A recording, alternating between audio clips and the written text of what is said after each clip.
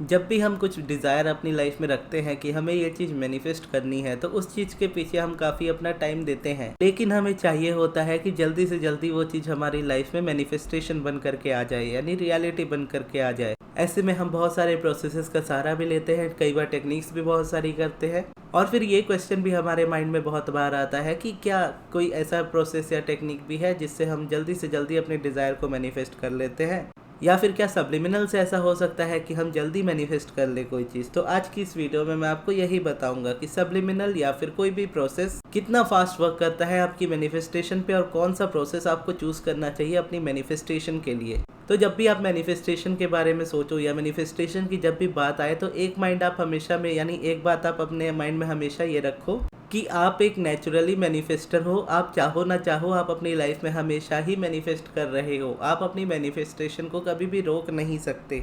अब हो सकता है कि ये क्वेश्चन या फिर ये आंसर आपको उतना सेटिस्फाइंग ना लगे, और आप ये क्वेश्चन करो इस जगह पे क्रॉस करते हुए कि मेरी लाइफ में फिर वो चीज़ें क्यों नहीं है जो मैं अपनी लाइफ में डिज़ायर करता हूँ या डिज़ायर करती हूँ। इसका आंसर सिंपल शब्दों में ये समझोगे तो मैनिफेस्टेशन जरूरी नहीं कि सिर्फ पॉजिटिव ही हो। मैनिफेस्टेशन का मतलब है कि कोई चीज़ आपके माइंड में चल रही है, वो चीज़ आपकी रियलिटी में मैनिफेस्ट हो जाए, यानी रियलिटी में आ जाए। तो या तो आप अपनी लाइफ में वो मैनिफेस्ट कर रहे हो जो आप चाहते हो, या तो फिर आप अपनी लाइफ में वो मैनिफेस्ट कर रहे हो जो आप नहीं चाहते हो, लेकिन इतना है कि आप मैनिफेस्ट हमेशा ही कर रहे हो।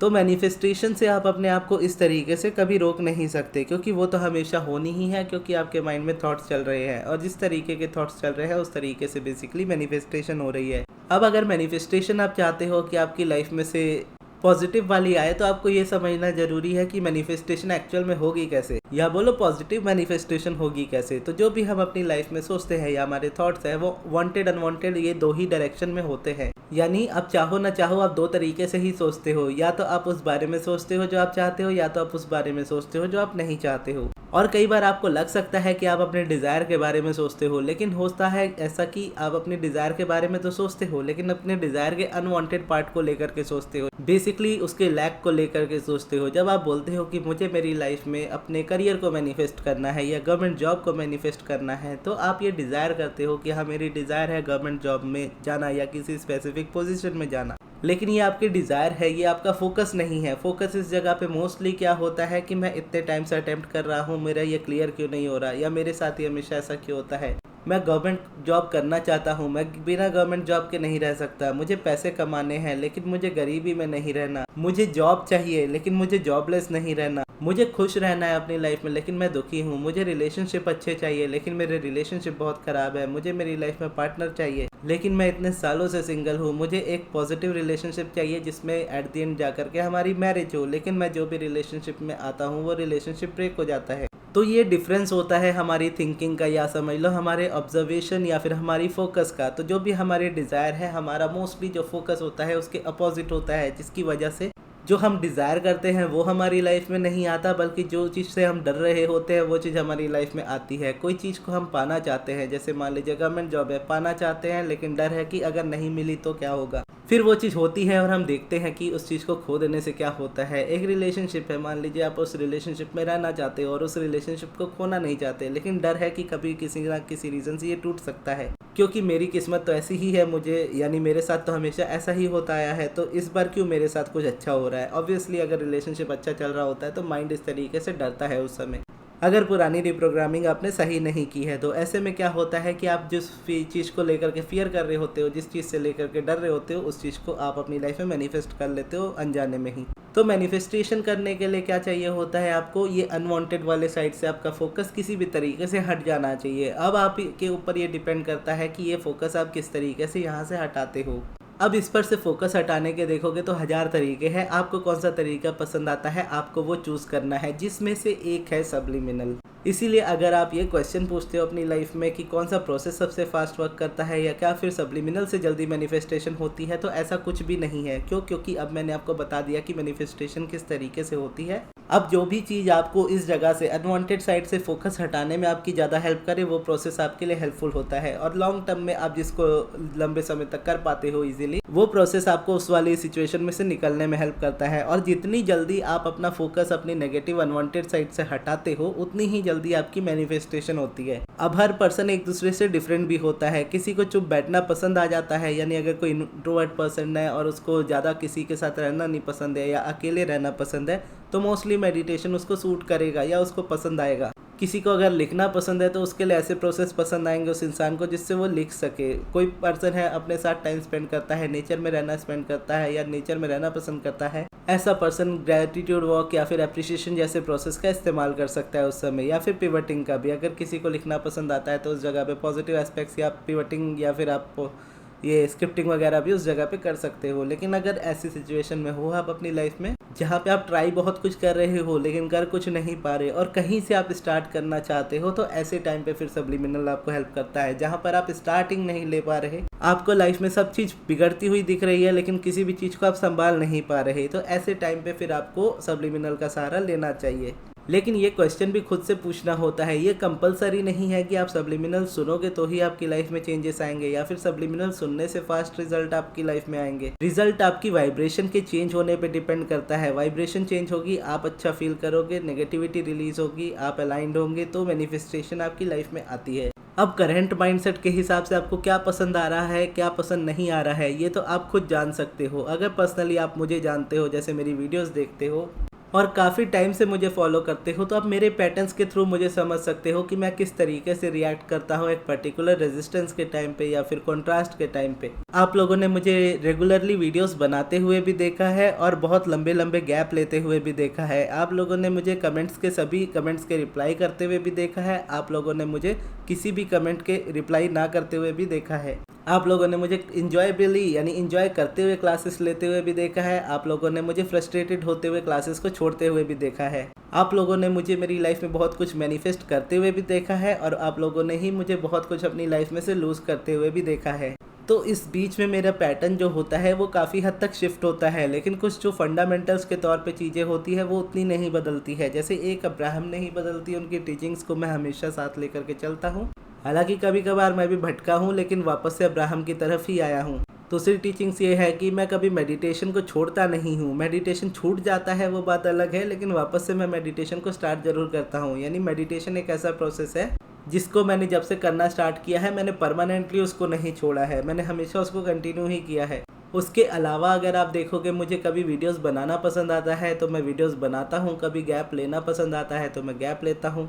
क्यों? क्योंकि मुझे अपने थ्रू अपने अंदर से पर्सनली ये चीज़ें फील होती है कि मुझे किस तरीके से इस वक्त रहना चाहिए। बेसिकली ये इम्पल्स होती है कि रेजिस्टेंस आप चाहो ना चाहो आपकी लाइफ में एंटर कर ही जाती है। क्यों? क्योंकि आपके अराउंड इस तरीके की रियलिटीज एग्जिस्ट करती है या इस तरह के न्यूज़ है या इस तरह की जो भी चीज़ें आपके अराउंड होती है वो पर्सनली आपको भी इफेक्ट करती है, मुझे भी करती है। तो उसी तरीके से क्या होता है कि जब मैं एनर्जीज़ को बहुत ज़्यादा एब्जॉर्ब करने लगता हूँ तो मुझे ऐसे होने लगता है कि अब मुझे इसको रिलीज़ करना है। फिर रिलीज़ करने के लिए मैं अपने अपने तरीके अपने हिसाब से चूज़ करता रहता हूँ, जो कई बार ऐसे भी होता है कि डेली बेसिस पे बदलते हैं। तो प्रैक्टिस तो एक अलग चीज़ है, वो आपके हिसाब की होनी चाहिए। जैसे मैंने मेडिटेशन बोल दिया कि मेडिटेशन तो रहता ही है और वो कभी कभार स्किप भी करता हूँ, उसमें कोई वो नहीं है। लेकिन ये जो डे टू डे की चीज़ें होती है जिस पे आप अपना बैलेंस बनाते हो, जैसे मुझे कब वीडियो बनानी है कब नहीं बनानी है, अब ये पर्सनली मैंने अपना करियर इस तरीके का बनाया है कि यहाँ पे मेरे पास ये चॉइस बनती है या मेरे पास ये चॉइस है कि मैं ऐसा कर सकता हूँ कि जब मैं चाहूँ तब काम करूँ, जब चाहूँ तब काम ना करूँ, या फिर जब चाहूँ जितना चाहूँ मैं सो सकूँ, या जब चाहूँ मैं घूमने जाना चाहूँ मैं घूमने जा सकूँ, या मेरा टाइम मुझे ये बेसिकली चीज़ें अलाउ करता है, मेरा करियर मुझे ये चीज़ें अलाउ करता है। उसी तरीके से आपकी जो लाइफ है हो सकता है मुझसे बहुत डिफरेंट हो, आप हो सकता है स्टूडेंट हो, तो किसी हद तक तो आप मेरी लाइफ को थोड़ा बहुत फॉलो कर सकते हो, लेकिन स्टिल आपको पढ़ना पड़ता है क्योंकि एक एग्ज़ाम की डेडलाइन डेट आपके सामने होती है कि इतनी तारीख को आपका एग्ज़ाम है। तो उस जगह पे क्या होता है कि वैसी कोई सिचुएशन मेरी लाइफ में नहीं है कि जहाँ पर कोई चीज़ मुझे स्ट्रेस दे। एक स्टूडेंट का वाले फेस में भी अगर मैं बोलूँ ना, अगर मैं स्कूल कॉलेज में भी जब था तो मैं इतना बॉदर नहीं करता था कि कोई चीज़ अगर छूट जाए, एग्ज़ाम छूट जाए या मैं फेल हो जाऊँ, मुझे कोई मतलब नहीं होता था। लेकिन ऑब्वियसली मैं हूँ, मेरी लाइफ अलग है, आपकी लाइफ अलग है, तो मैं ये चीज़ आपको रिकमेंड नहीं कर सकता और ना ही कभी करूँगा, क्योंकि मुझे मेरे माइंडसेट के हिसाब से स्टार्टिंग से ही आप समझ लो कि थोड़ा बहुत तो आइडिया था कि मुझे क्या नहीं करना है मेरी लाइफ में। तो उस हिसाब से मैं अपनी लाइफ में आगे बढ़ता चला गया। वहीं दूसरी तरफ हो सकता है आपकी इस तरीके की सिचुएशन हो जहाँ पे आपको पढ़ना ही पड़े, तो अब आपके ऊपर है कि आप किस तरीके से उस चीज़ में बैलेंस बनाते हो। बेसिकली जब मेडिटेशन आपकी लाइफ में होता है तो यहाँ पे आंसर्स लेना या डिसीजंस लेना थोड़ा ईजी हो जाता है। लेकिन जो भी है, एक चीज़ आप हमेशा याद रखो कि जो भी चीज़ें आपकी लाइफ में वाइब्रेशन से बिगड़ी है वो चीज़ कभी भी एक्शंस के सुधरने पे चेंज नहीं हो सकती। एक्शंस आपकी वाइब्रेशन को चेंज नहीं करते हैं, वाइब्रेशन आपके पूरे एक्शंस को पूरी तरह से चेंज कर सकती है। तो अगर आपकी लाइफ में कोई प्रॉब्लम आ रही है और आप उस जगह पे एक्ट नहीं कर पा रहे हो तो इसका मतलब ये नहीं है कि आप करना नहीं चाहते हो या आपसे हो नहीं रहा। इसका मतलब बेसिकली यही है कि आपकी वाइब्रेशन ही रेजिस्टेंस की तरफ जा रही है, आप अनवांटेड पे ज़्यादा फोकस्ड हो। तो आपको पहले काम क्या करना है, पहले आपको अपनी वाइब्रेशन को क्लियर करना है। जब वाइब्रेशन क्लियर होनी स्टार्ट होगी आपके एक्शंस खुद ब खुद उस जगह पे नेचुरल होने लगते हैं, इवन मैनिफेस्टेशन भी उस जगह पे होने लगती है। और यहाँ पे जैसे मैंने रूटीन का बताया कि एक साइड मेडिटेशन है या सबलिमिनल है या एफर्मेशन है या फिर स्क्रिप्टिंग है या फिर पॉजिटिव एस्पेक्ट्स है, ग्रेटिट्यूड है, पिवटिंग है, जो भी है आप कर रहे हो वो एक प्रैक्टिस वाली चीज़ है, वो तो आप डेली बेसिस पे करोगे। लेकिन उसके अलावा आपको अपनी लाइफ में खुद ये पर्सनल बैलेंस बनाना पड़ता है कि कब कोई चीज़ अगर आपको परेशान करती है तो आप कैसे उस चीज़ को हैंडल करते हो। मेरे अपने तरीके हैं, मैं अपने हिसाब से करता हूँ, तो आपको भी वो तरीका खुद ब खुद ढूंढना होगा। और तरीका ढूंढना कोई मुश्किल वाला काम नहीं है। जैसे अगर मैं पर्सनली बोलूँ ना, तो अब मैं ये चीज़ मान चुका हूँ कि मैं अच्छा टीचर नहीं हूँ। और क्यों मैं अच्छा टीचर नहीं हूँ, क्योंकि मैंने कभी भी टीचर बनने का डिज़ायर नहीं किया था। मुझे बस ये था कि मुझे यूट्यूबर बनना है, एज अ कंटेंट क्रिएटर अपनी लाइफ में बनना है। और जब तक मैं कंटेंट क्रिएशन करता हूँ मेरी लाइफ में सारी चीज़ें बहुत अच्छी मुझे लगती है। जैसे कंटेंट क्रिएशन में लेके है वीडियोस बनाना, सबलिमिनल बनाना, ऑडियोज़ बनाना, रोबोटिक एफर्मेशंस ऑडियोज़ बनाना। लेकिन वहीं अगर दूसरी तरफ मैं क्लासेस लेने लगूँ, वो चीज़ें मुझे कई बार हर्डल सी लगती है या प्रॉब्लम सी लगती है। बेसिकली ऐसा लगने लगता है कि अभी मुझे खुद पे ही बहुत काम करने की ज़रूरत है। तो ऐसे में मैं क्या किसी के क्वेश्चंस के आंसर करूं। लेकिन वही पर्सनली अगर मैं देखूं तो मैं वीडियोस में उसी चीज़ को बहुत अच्छे से एक्सप्लेन कर पाता हूं, क्योंकि वीडियोस मुझे वो कंफर्ट देती है कि मैं अपने हिसाब से बोल सकूं, यहाँ पे वो बोल सकूं जो मुझे बोलना है। इनफैक्ट जब मैं किसी से बात कर रहा हूँगा तो ऑब्वियसली मैं उसके क्वेश्चन के आंसर कर रहा हूँगा, और वो एकदम न्यू है अगर लॉ ऑफ अट्रैक्शन जैसी चीज़ में, तो उसको मेरी बातें तो वैसे नहीं समझ में आएंगी, ऊपर से पार हो जाएंगी।